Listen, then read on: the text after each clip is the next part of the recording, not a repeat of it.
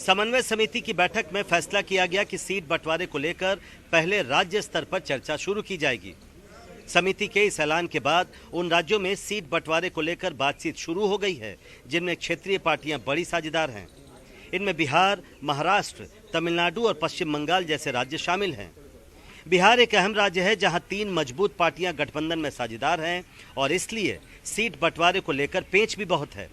JDU ने 2019 का चुनाव बीजेपी के साथ लड़ा था और 17 सीटों में से 16 सीटों पर जीत हासिल की थी। लोकसभा में जेडीयू के तो 16 सांसद हैं, लेकिन आरजेडी का कोई सांसद नहीं है, जबकि विधानसभा में आरजेडी जेडीयू से बड़ी पार्टी है।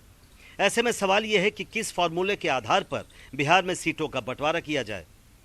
सूत्रों के मुताबिक जेडीयू और आरजेडी बराबर सीटों पर चुनाव लड़ना चाहती हैं और बाकी बची सीटों को कांग्रेस और गठबंधन के अन्य साथियों में बांटना चाहती हैं। सूत्रों के मुताबिक सीटों के बंटवारे में अभी समय लग सकता है। बिहार के प्रदेश कांग्रेस अध्यक्ष का कहना है कि अभी तक राज्य स्तर पर सीटों के बंटवारे के मुद्दे पर बातचीत शुरू नहीं हुई है।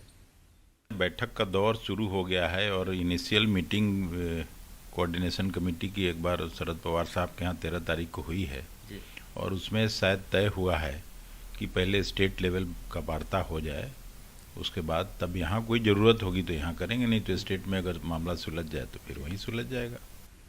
महाराष्ट्र एक और ऐसा राज्य है जहां इंडिया गठबंधन के कुछ अहम सहयोगी प्रमुख खिलाड़ी हैं जिन्होंने महाविकास अघाड़ी नाम का गठबंधन बनाया। राज्य में कांग्रेस, एनसीपी और शिवसेना उद्धव ठाकरे गुट मजबूत साझेदार हैं। 2019 में एकीकृत शिवसेना ने बीजेपी के साथ लोकसभा चुनाव लड़ा था, लेकिन बाद में पार्टी में टूट हो गई और पार्टी के 18 में से 12 सांसद उद्धव ठाकरे से अलग हो गए। इसके अलावा शेतकरी कामगार पार्टी, राष्ट्रीय समाज पार्टी और प्रकाश अंबेडकर की वंचित बहुजन अघाड़ी भी संभावित साझेदार हैं। कांग्रेस, एनसीपी और शिवसेना उद्धव ठाकरे गुट के बीच शुरुआती दौर की बातचीत हो चुकी है। जानकारी के मुताबिक तीनों दलों के बीच सिद्धांत रूप में सहमति बन गई है कि तीनों बराबर सीटों पर चुनाव लड़ेंगे। राज्य की 48 लोकसभा सीटों में से 3 पार्टियों को 16-16 सीटें मिल सकती हैं। सहमति तकरीबन इस बात पर भी बन गई है कि तीनों पार्टियां अपने छोटे साझेदारों को अपने अपने कोटे से सीटें देंगी। लेकिन महाराष्ट्र में पेच इस बात पर फंस सकता है कि कौन सी पार्टी किस सीट से चुनाव लड़ेगी। मसलन दक्षिण मध्य मुंबई की सीट शिवसेना के राहुल सेवाले ने जीती थी, जो उद्धव ठाकरे से अलग हो चुके हैं और इसलिए इस सीट पर कांग्रेस अपना दावा जता रही है। इसी तरह दक्षिण मुंबई भी एक ऐसी ही सीट है जहां शिवसेना उद्धव ठाकरे गुट के अरविंद सावंत सांसद हैं, लेकिन कांग्रेस भी इस सीट पर अपना उम्मीदवार उतारना चाहती है। उत्तर पश्चिम मुंबई की सीट भी ऐसी ही सीटों में से एक है।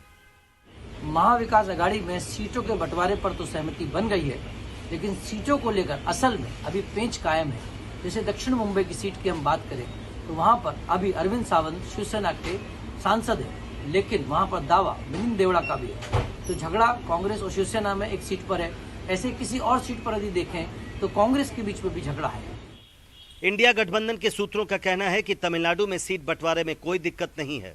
2019 की तरह ही यहां एक बार फिर कांग्रेस, डीएमके और बाकी सहयोगी पार्टियों के बीच सीटों का समझौता लगभग तय हो चुका है।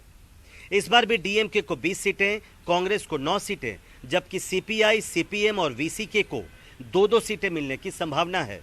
बाकी बची सीटें गठबंधन की अन्य 4 सहयोगियों को दी जाएंगी। इन राज्यों के अलावा सबकी नजर बंगाल पर होगी, जहां इंडिया गठबंधन के 2 प्रमुख घटकों कांग्रेस और टीएमसी के बीच वाकयुद्ध चल रहा है। कांग्रेस की राज्य इकाई के मुखिया अधीर रंजन चौधरी लगातार ममता बनर्जी और उनकी सरकार पर हमला कर रहे हैं। टीएमसी नेता अभिषेक बनर्जी एक बार राहुल गांधी से मुलाकात भी कर चुके हैं, लेकिन अभी तक बात नहीं बन पाई है। दिल्ली से प्रशांत, एनडीटीवी इंडिया।